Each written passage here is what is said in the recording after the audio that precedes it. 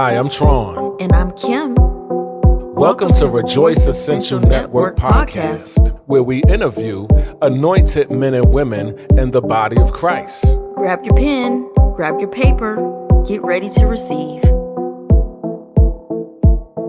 Greetings, everyone. Welcome back to Rejoice Essential Network Podcast. First, before we begin, I want to tell you about our YouTube channels. My wife has a channel called Kimberly Moses, where she gives encouraging words. She gives Monday motivation. She gives her radio broadcast be on there as well. She also has a channel called Kimberly Finds, where you'll see her finding products and talking about different products. You'll see her eating. You'll see her cooking. You'll see her doing reviews on different things. We also have a channel called Team Moses Vlogs, where you can watch that and watch our daily life Monday, Wednesday, and Fridays. And I have a channel called Tron Moses Archives, where you can see different preachers giving encouraging words. So make sure you subscribe to those channels, follow those channels. And today, y'all, today is our anniversary edition. Today is our anniversary. Me and my wife has been married 2 years. Yes. How you doing today, Pumpkin? I'm doing fantastic. Good. So we are just going to talk about various topics and some of our encounters about marriage. So, babe, I know that you are passionate about love and you love love more than I love love. And you believe in keeping it spicy. So what are some ways that we have been keeping it spicy? You sure you want to talk about that? Yeah, let's talk about it. Okay, well, I think a good way to keep it spicy is definitely to date. To date, spend time with each other. Because you don't want to be married and the two of y'all just going your own separate ways. So you have to make time for your spouse. And I think communication, too, is important in a relationship. Any relationship, whether it's a marriage, a business relationship, any relationship, communication is good. And to keep it spicy, you have to spend time. You have to make time. Yes. You might have busy lives. You have to make time for each other and find that time. Yes. And you're so right, because like sometimes I feel overwhelmed by the amount of work that I have to do in my workload. Right. But I say, you know what? I'm going to make time, because that's right. You make time for who's important for you or who's important to you. So you're right about that. And communication is everything in a relationship, because, you know, if you don't communicate effectively, you're going to feel rejected. You're going to feel like you're not important to the other person. So communication is very important. And yeah, just make time. And I love that. Like, you make time for me. You know, you put your stuff down. Sometimes you love to edit, so you put that stuff down and make time for me. And it makes me feel special. You say, babe, you are special. Let's watch a movie. Babe, there's a new movie coming on. Babe, That's right. And then what I really, really enjoy doing is I love cooking for you new stuff. And I just love cooking food for you and seeing you enjoy it. And when you get up and get to second, sometimes thirds, I'm like, whoa, I did a good job in this kitchen. Most so definitely. That really makes me smile. That really makes me happy. Like today, sorry to cut you off. Like today, on today's vlog, I tried the portobello burger for the first time, and I think that was delicious. It was so now I done had it, I think, 2 times already, right, Pumpkin? Yes, 2 times I cooked it. 2 times already, and just yesterday I tried her stew. Beef stew. Now I initially wasn't going to try that, but I tried it, and it was delicious. It was delicious. Now, I'm the type of person that really don't try new things. I kind of stick with the same things, but like she said, she loved cooking for me. So, Pumpkin, tell me about some of the fun times. Tell them about some of the fun times we had. What are some of the highlights? Yeah, so these 2 years, they have been a journey. You have been through so much ups, downs. And one of my favorite ones is I just like to laugh, sit back and laugh. Like, I think when we went to the beach as a family with the children and just feeding those fish, when we just put the fish food in their mouths and we just throw one little pebble or a pellet in the water and like 20 fish come up, try to fight over that one pellet. That was mind-boggling. So afterwards we came home and we just joked and laughed so hard about it. And we were at Myrtle Beach and you got caught in the rain, and that was hilarious to me. So just sitting. It was hilarious that I got caught in the rain. Yes, because I was able to laugh, and laughter is like good medicine for the soul. And, you know, I just like just to be myself, you know. Yeah, I know you want me to dress up sometimes and wear makeup and things like that, but you tell me I'm beautiful. Even when I feel like crap, even when I don't do anything to myself, my hair be sticking up and, you know, I don't have no makeup on. You say, baby, you don't need that. You know, you just like my natural self. So that just makes me feel even beautiful. So, you know, I just enjoy just laughing and, you know, just you being there, traveling with me, and we meet new people. And I love that we work together. That's one of the beautifulest things, because not everybody can work for their spouse, or not everybody does work with their spouse. But everybody don't want to. Yeah, but I feel like I feel like we are working on purpose and destiny together when we labor among one another. And most people don't know that you are behind the scenes. You are the one pushing me out. You are the one making me great. You know, you are the one that's helping me like with my flaws and imperfections that people they may see the video, but they don't see that I may have mispronounced a word like 5 times, and you go in and you just edit it out, make me sound good, you know. So thank you, babe. Welcome, Pumpkin. You're welcome. Now, I think one of the highlights too for me is also that Myrtle Beach trip. Feeding those fish, and that thing we got on that was rocking back and forth. Oh, what was you know what I'm talking about? 5D theater. I don't know, but when I was looking at the kids, and I was kind of scared. Yeah. The movie theater. It was kind of scary for me, but and I looked over at the kids, y'all. The kids, I mean, well, especially Mont. He had his hands in the air. He was enjoying it, and I'm on the thing scared because it's rocking like, you know, I'm about to fly off this thing. So I enjoyed that. I enjoyed the aquarium. Now I think a lot of people that frequent Myrtle Beach, or let's say locals, I don't feel like maybe the beach ain't really that exciting to them, but to me, it is. Yeah, that's your favorite place. I enjoy Myrtle Beach. Now, I really enjoy Myrtle Beach. Now, when I first started going to Myrtle Beach, I was going to bike rally. But, you know, once I got saved and I went to Myrtle Beach when there was nobody there, I enjoyed that even more. So that's one of the highlights for me. Now, let me tell y'all a story why this is on my mind. I don't know if we was married yet or we was engaged. I think we was already married. But anyway, now a lot of guys that hit up my wife, now I don't just be going through my wife's stuff just to go through her stuff. Now, a lot of guys that have hit up my wife on Messenger don't even know that I was the one responding to them. But one day this guy, he messaged my wife trying to holler at her. So what I did was I went on his profile and I saw the guy was married. I mean, he was engaged. And so I messaged him back and I told him, I said, the next time you message my wife trying to talk to her, I'm going to send a copy of this message to your fiance. And we never heard from that guy again. Yeah, and the crazy part was he just sent me a friend request. And immediately, he was trying to hit on me. Oh, wow.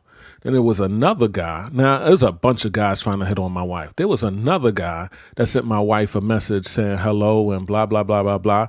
So I said hello back. Then he said something else. Then I said, well, this is her husband. And I only spoke to you because you spoke to us. So he said, wait, I ain't into that. I don't know if he thought, he thought some kind of, well, I know what he thought. But it wasn't that type of party. But he was like, no, I ain't into that. I ain't into that. So that's some of the crazy stuff that went on. And Yeah, he'd be like, say if I'm out or we're out together and like my husband sees someone staring or something, he's like, hey, is there a problem? Like he makes me feel so secure, so. Now, understand what she's talking about. She's not saying I go to the person and ask them, is there a problem? I ask her, is there a problem? Like, matter of fact, just a few days ago, we were in, where was we? We was in a store. Georgia, in a gas station. No, I ain't talking about that. I think we was in Walmart. And she was on one side and I was on one side. This is in our Walmart. She was on one side and I was on the other side. And I saw this guy staring at her, y'all. So, and just know that I'm not the jealous type. I'm really not. But when I saw him staring at her, he was picking up fruit or something, and he just kept staring at her, putting stuff in his basket. So I went over there, I grabbed the back of her head, and I kissed her. I marked my territory, y'all. You got to mark your territory. Like I like wildlife stuff where they go around lions go around just peeing on trees, and I went over there and I marked my territory. Yeah, she sure did, babe. So, babe, I know that you really are not for women with hyphenated names. Not at all. And like when I first, I said yes, when you asked me to marry you, the standard which I seen like among like other female ministers as like established, they hyphenate their name. But my husband was not playing it. He was like, nope. And at first I didn't understand, but I had to humble myself, and it was a little difficult at first. And I just yield because I said, you know what? Marriage to me is way more important than a name as far as like, and I just know that what God has for me, he's going to have for me regardless of my name. Mm-hmm. So I know that is something that you're passionate about. And if I did not listen to you, then we probably wouldn't be here today. No. So I know how you feel about the hyphenated name. Well, I say this, that if I can't speak for anybody else, but I don't like it. Now, if the man that woman is going to marry, if he don't have a problem with it, then hey, I ain't got nothing to say about it. But as for me, I think that when you get married, and I even wrote a status on this before, that you should leave and cleave. You put down your father's name, you take your husband's name, because now you're part of a new house. But I see now a lot of people are talking about, well, what if I'm the only person left to carry the name? No, you're not carrying that name no more. Those are still your parents. If they die, those are forever your parents. But now you part of a new house, and you need to surrender and submit and be one with your husband. And I even said this before, which I say another minister said too, that I think in Genesis 5, where he called their name Adam. Now, she had her own name, but he called their name Adam because they were one. And we need to be the Moses house, not such and such and Moses and hyphenated. And this is no disrespect to anybody that might be listening, and you're carrying your father's name, and you're carrying your husband's name. This is no disrespect to y'all, but I'm just saying, as for me and my house, that's what I'm saying. So I didn't like that hyphenated thing. I think it became trendy. I think it became trendy. Now, some people become famous. Some people become famous and known off their, let's say, their father's name. And then they get married. And I think you should change your name still. You're still that person. But now you have a husband. So I believe that you should take your husband's name. That's what I believe. Babe, how you feel about it, babe? Yes, I agree. But did you didn't agree at first though? Yes, I didn't understand the significance. I was just trying to, have that hyphenated thing because I thought it was a trend, and I thought it was the thing to do because that's what most of the standards are from established ministers.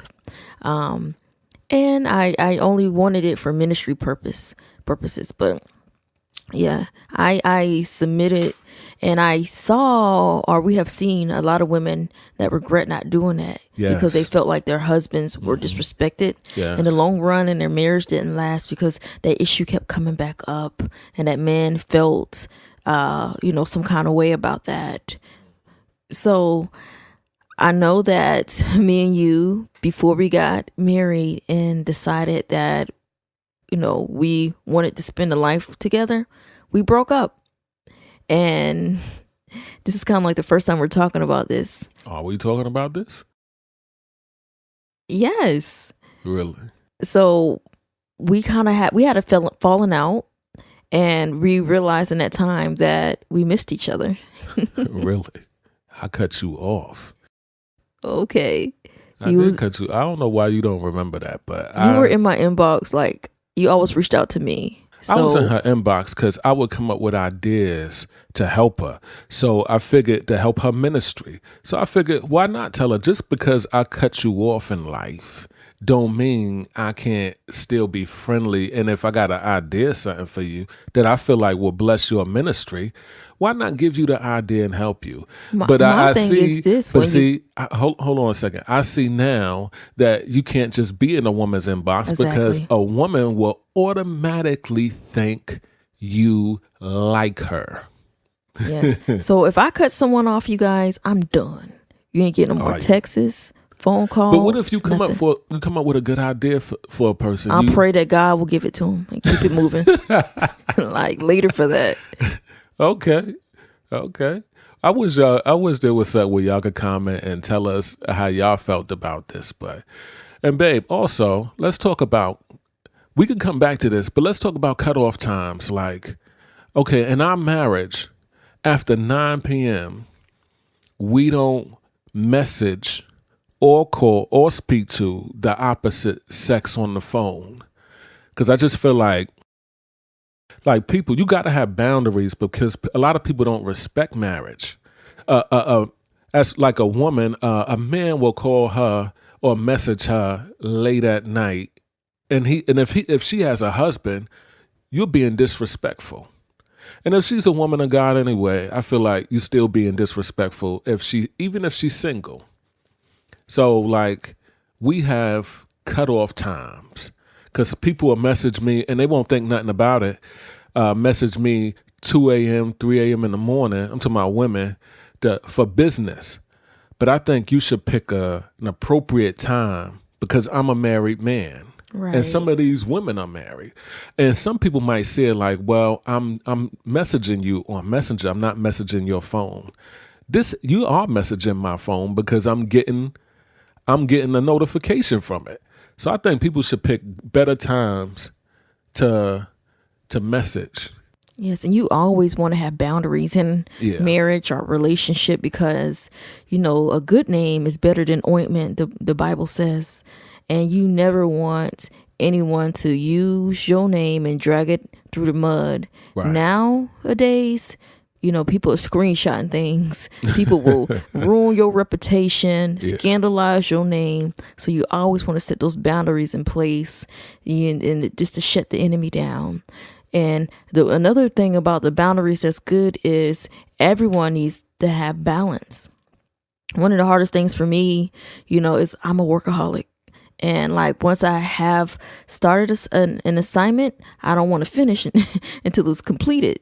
So that's one of like the hardest things. So like just being married now, I just had to like, okay, let me just make time. Let me just stop this. I'll just try to do a little bit here and finish the rest later. But yes, have boundaries in marriage, and that's going to really bless it, and make the other spouse feel secure. That's going to let the other person know, like, no, we cannot be alone in the same room.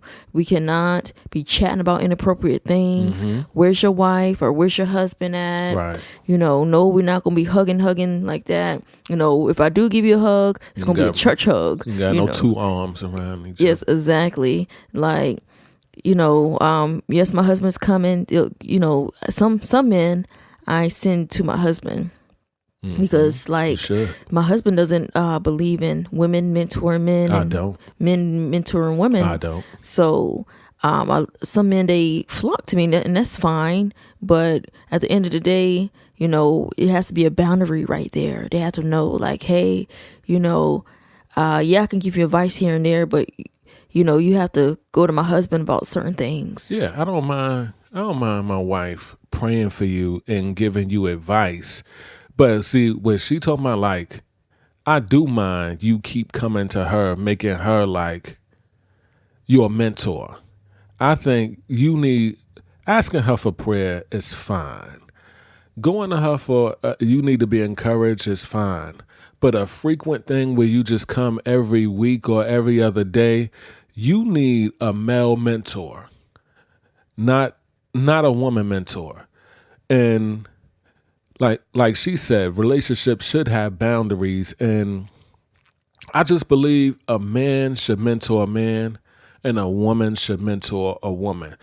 Because if I was in that predicament and I went to a woman and asked her for prayer or something like that, it wouldn't have been a frequent thing where I just run to every time there's a problem in my relationship or a problem in my family or something. I wouldn't just keep running to a woman. You need a male mentor. That's just what I believe. You need a male mentor because there's some things a woman can't help a man with, and there's some things that a man can't help a female with. Only the same sex could help you because men don't, come on, we don't really, really fully understand women. So it takes a woman to mentor another woman. There's a lot of things like, just like if you see something bothering your wife or your sister or whoever, you'd be like, what's wrong? And a woman are quick to say, nothing. Come on, we don't understand. We might leave that alone. But she might want us to press in and really find out what's wrong. Right, babe? Right. I don't understand it. She tell me nothing, I'm going, it's done. Yeah, like one of my, I guess, not really pet peeves, but one thing that, most women want. Sometimes we want like someone to kind of read our minds, like just to know. We don't do that. And like this is why body language, paying attention to body language is important. Like you could see something ain't right because of maybe my facial expressions, maybe how I'm folding my arms or pouting my lips, or things like that. Maybe the way I'm walking. So like most women do that. Like, why can't he just understand? I need a hug. But no, this is where communication comes into play. They want us to know. Yeah. So I'm getting better. I say I am getting better. And I thank God that my husband loves me to work with me through it.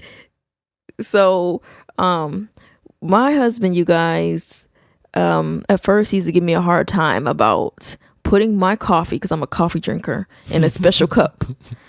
I love pink. Pink is like my favorite color, and my coffee cup is pink. So my husband used to always bring me coffee when he made me coffee. It's like, I'm gonna do something special for my wife. So he'll bring me coffee in bed. When I'm waking up, I'm waking up to a fresh cup of coffee in my face. And I love bread. I love bagels. I love, cream cheese on croissants. I just love bread. So he'll bring me some bagels, or he'll bring me some croissants with the cream cheese and the jelly. I'm waking up, but I said, babe, you got to put it in my special cup. He's like, I'm not doing that. But now, you guys, he's starting to do it. So I feel so blessed that he's putting it in my coffee mug. So it took a while, but he's getting it, you guys. Mm-hmm. And you know what? Like she said, I bring her that stuff to bed. Now, that stuff she has never done for me. But it don't bother me because, and I'm saying this because I don't want people to get caught up in like, well, they don't do this for me. I do this for them. They don't do that for me. But I do that for her because that's what she like. I don't have to have anything come to bed. You know, I don't have to wake up to breakfast in bed or any of that stuff. Some special things you do because that's just you. Now, this has nothing to do with this, but I want to put this right here. Like, one time I held the door open for somebody going in a store, and the person didn't say thank you. And I got mad. And the Lord said, did you do it for a thank you? Some things you just do because it's you. You feel it's the right thing to do. You feel like this person, it will bless your spouse, and not necessarily because you want them to do it back. Now, babe. Yes. Let me ask you. Well, let me go to the door thing right quick. Go to the door thing. Now, I am not allowed to open up my doors. No, she's this not. This man treats me like a queen. Like, we're together, he pumps my gas. We're together, he opens up the house door. Right. He opens up my car door. Mm-hmm. We pull up somewhere, he gets out, opens up my car door. Yeah. And he opens up the door to the store. I'm not allowed to touch the doors. I'm not allowed to put my own gas. And that's wonderful. I'm happy that, you know, he wants to treat me like a queen, you know, so that's beautiful. And one of the things when we first got married, I was not used to eating at the table as a family, but that's something that he desired. So now we eat together. We sit down and we eat, you know, all together as a family. And yeah. I do enjoy that. Amen. Now the door thing. Now let me say this, that nobody taught me that. That actually came from TV. And that just shows you too how powerful TV is, because it'll teach you and train you on some stuff, whether good or bad. But I started doing that first with my mother and my sister before I had a wife. Now my sister, she'll go ahead and grab a door, but my mother, she gonna if she get to the door first, she gonna stand there and wait for you to open that door. And I just thought it was like the respectful thing to do. And it shows your lady that she's precious to you. Now, I'm not saying that and also, you know what? Let me go back. I've seen a lot of guys go through the door first. You know, if you go somewhere and you sitting in the car waiting on the person, I'll be waiting on whoever in the parking lot while they in the store. I'm waiting in the parking lot, so you looking around watching stuff, and I see guys go through the door first and let it go. And so I never wanted that to be me. I wanted to be the one that opened a door, let her in, then I go in. I wanted to be the one that get out the car, open her door, let her out, close the car door. I don't want the door slamming I don't want to let the door slam in my wife's face. I want to let her in the car. So anyway, babe, what was one of the best dishes I ever made? Wow. Well, we have a dish called Tron Kimberly. Yeah. But we have strayed away from the original recipe. Oh, yeah, and my husband just made up his own concoction. So what Tron Kimberly originally was, we was in Walmart one day, and you know how they have those people giving you samples of food? And this man offered us some samples of rice, and it was by Knorr's, Knorrs, and it was like some Mexican flavored rice. So it's like, oh, this is good. So we got one of those, and it was like Mexican with like some corn or something in it. So we got that, and then we said, you know what? My husband, he loves Sazon. He put me onto Sazon, you guys. That Spanish orange seasoning. So he's like, this would be good with some Sazon. So we got some Sazon, and he loves ground beef, and we have bumped heads so much in this marriage about beef versus turkey. Anywho, so he got a pack of ground beef, and he said, you know, I'm gonna get some corn, some beans. So, you know, we made it all together. You know, we ground up the beef, and we put the rice and the corn and the beans, and I think we put some tomatoes in it, and it came together, you know, like some kind of Spanish rice looking thing with beef. And when it came out, we put shredded cheddar cheese on top, and I love sour cream. I got like 4 containers of sour cream right now in the fridge. So I put some sour cream on it, and that was Trombley. So over the years, he has just made it into beans and rice. He's like later for that Mexican Nora's rice, and he just did his own thing. So that was the best dish that I enjoyed. And one day I said, babe, I put my foot down because I started gaining weight because of like sodas and beef. And I said, I don't want no more ground beef.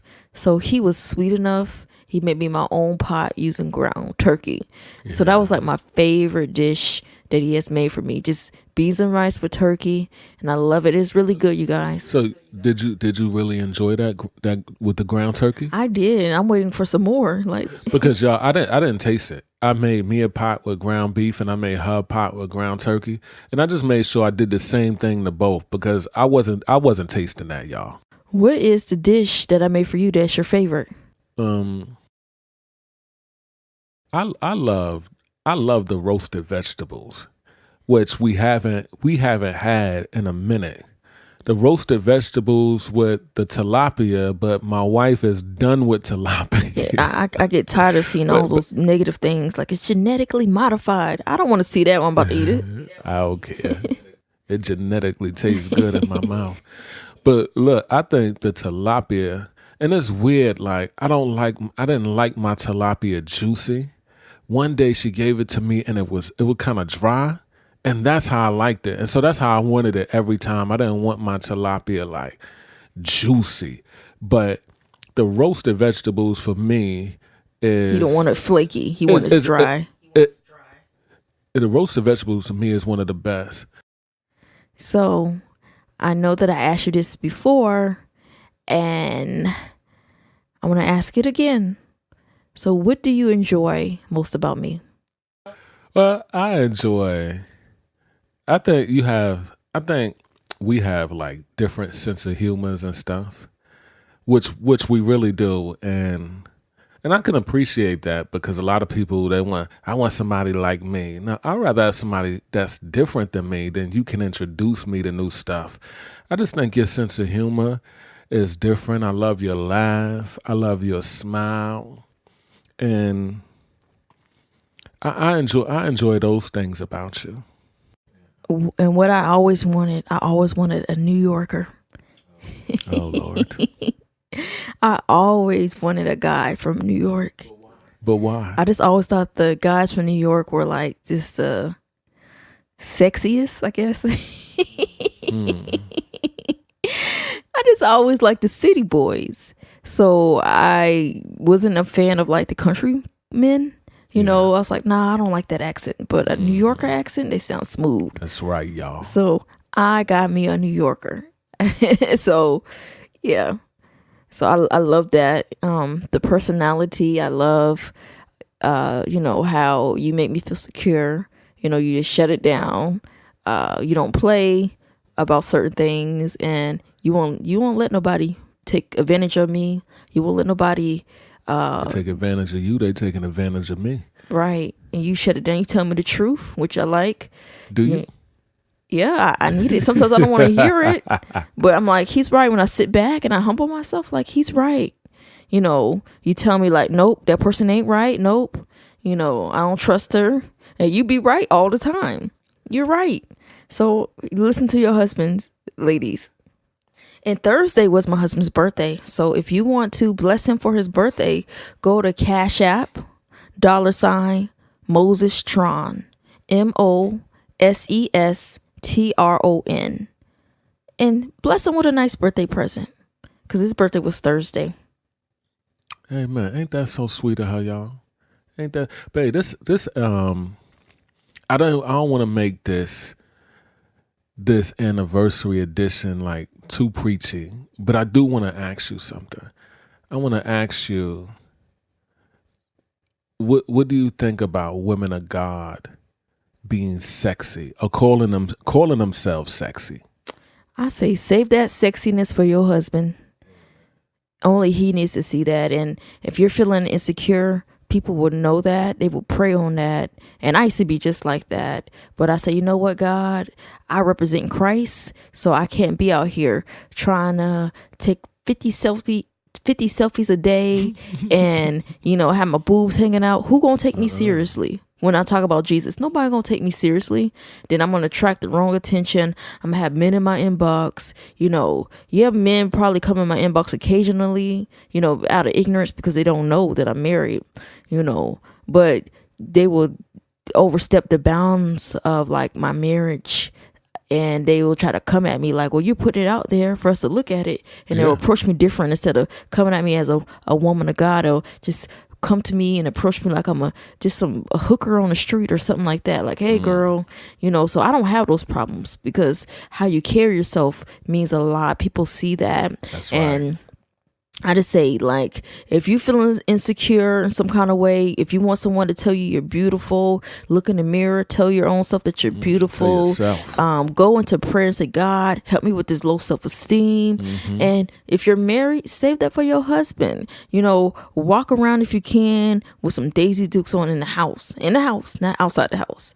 Walk around in the house. Make sure you get some new underwear. Make sure if it has holes in it, throw that stuff away. If your bras are raggedy, go get some bras that make your girls like sit up and give that man something nice to look at in the house. Get you some lingerie and for your husband in the bedroom. So let that man tell you you're sexy and stop looking from other people.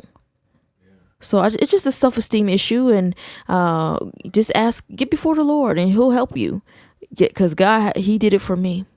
I think our first date was where? Was it Ruby Tuesday? Was that the first date? Yes. So I think our first date, it was like Ruby Tuesday. And let me go back to the beach thing. We had just had a falling out, and he inboxed me when we first met. He said, "You're so beautiful. I never told nobody this. You're beautiful. You're so photogenic. If you ever come to the Carolinas, I'll give you a shoot." Drop and I was game on her. Praying for it. I was like, God, because God was calling me into ministry, and I needed photos. I was doing my own photos myself, and it wasn't looking the best. So my husband, now he saw it. He's like, she need help. So he messaged me, and we had a falling out then, and we didn't talk for like almost a month and a half. And I was back in the Carolinas because I had a preaching engagement. So I was like, well, I'm over here. Let me just reach out and ask him for my photos because I need photos. So we met. But babe, you got to tell him everything, though. It wasn't really about the photo. You wanted to see me. A little bit, yeah. Yeah, okay. So. A little 11's the whole lump. Okay. Now, this is when I throw the microphone, guys. Okay, just Lynn. So, so I felt like he was trying to prolong us spending the day together, because he could have just took pictures of me in the park and left it. But he said, you know what, let's go to the beach. So it's like, okay, why is he prolonging the photo shoot? But I didn't care. I was like, hey, I'm getting free photos. So anywho, we spent the whole day together, and it was nice. It was a nice day. We really had fun. We really enjoyed one another. He kept asking me, when you leaving? When you going back? When you leaving? So let's make a conversation. So that made me feel like, okay, maybe he doesn't want me to go. See how women read into stuff? I was honestly, y'all, I'm being honest with y'all. I was just making conversation. And then me also coming up with the Myrtle Beach thing. We married. I have no reason to tell y'all anything other than the truth. We married now. It really wasn't to spend time with each other. I loved photography. I loved getting good pictures. You look at a location, you might see something in it, and then you take some photos and I be like, well, there's nothing else here. Let's get this. So it really wasn't to spend time, but that's just how a woman read into things. Okay, so after the photo shoot, I left back to Colorado Springs, and then since then we were inseparable. So some of my mentees, they said, Prophetess, let's go to the cabin in Moravian Falls, North Carolina. So me and two other women, because somebody couldn't go, we went to North Carolina again, Moravian Falls, and we worshiped and fasted and prayed that weekend. And I was like, okay, I'm in the area. I might as well drive back down to Fayetteville to see my family. And Fayetteville's not too far from Bennettsville, which is where my husband's from. And we met again. And when I was there, he proposed to me. We was at Ruby Tuesday, and that was our first date.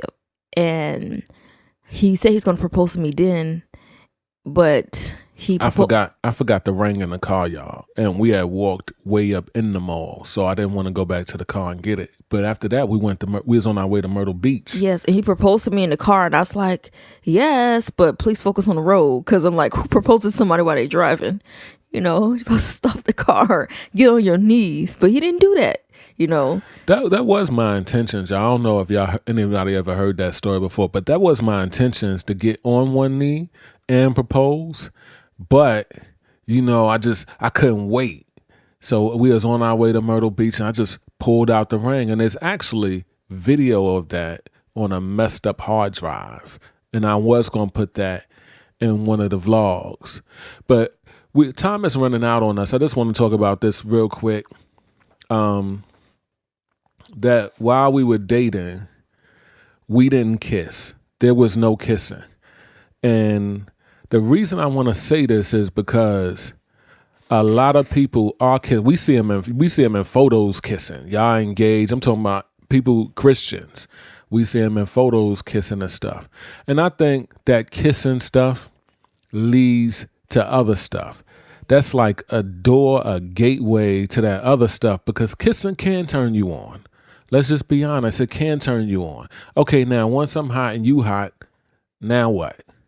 So we had our first kiss on the day we got married. Yes. Yep, at the courthouse, we sure did. So we didn't have a big lavish wedding. We had a courthouse wedding. So that worked for us. That worked for us. So I just think, like, all that kissing and stuff, you should wait until the day you get married, because you don't want to fall, and you don't want to allow the enemy to cause you to fall and stumble, and then everything. Then you just hate yourself and don't forgive yourself. And you hard on yourself, and you don't want to go through all that. You don't want to go through all that, and you don't want to lose ground. You don't want to lose where you are in God by falling. And let me tell you something too, that somebody that cares for you, somebody that loves you, will never ask you to compromise. And it won't be, let me tell you, courting won't be a one-way thing where, like, the man is only waiting because she don't want to, or she's only waiting because he don't want to. No, neither one of y'all will want to cause the other to stumble, and neither one of y'all will want to displease God. Both of y'all will have the same mind frame, like, no, I'm waiting to marriage. That was my mind frame. I'm waiting to marriage. I waited all this time. I can wait to marriage. 13 years he waited. 13 years. 13 years. That's a long time. But you know what? I wasn't thinking about it like that. Like, wow, it's been 13 years. You know, I was just thinking about, like, I've known people that fell into fornication, and then they fell away from God. I never, ever wanted that to be my testimony, because I always felt like God was going to use my testimony to talk to young men. So that's the thing that kept me. And I know a lot of people say, God will keep you if you want to be kept. I'm going to tell you, there was a time I did not want to be kept. I wanted the Lord to leave me alone so I can go fornicate without guilt. There was a period where I wanted to fornicate, and there wasn't a woman in my life, but I just don't know how I don't remember exactly how I got to that point. But one day I was at work, and I told this story in a video before. One day I was at work, and it was on me heavy, and I started crying because I didn't want to sin against God. And I heard the Lord say, holy. He said it in a whisper, holy. It was a whisper, but I heard it loud and clear. And that holy changed everything. It changed everything. But babe, we got to get ready to go. Time is running short on us. Is there anything else you want to include, baby? I just want to encourage everyone to wait on God for your spouse. Yes. And when you wait on God, you'll have his best.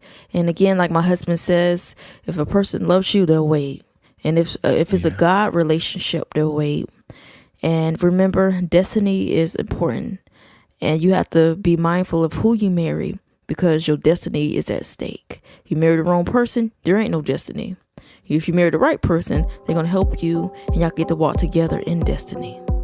All right, guys. We pray y'all enjoyed this anniversary edition. And we'll catch y'all on the next one. We have some powerful interviews coming up with Prophet Fred Lewis, Prophet Timothy Long. We have others coming. See y'all on the next one.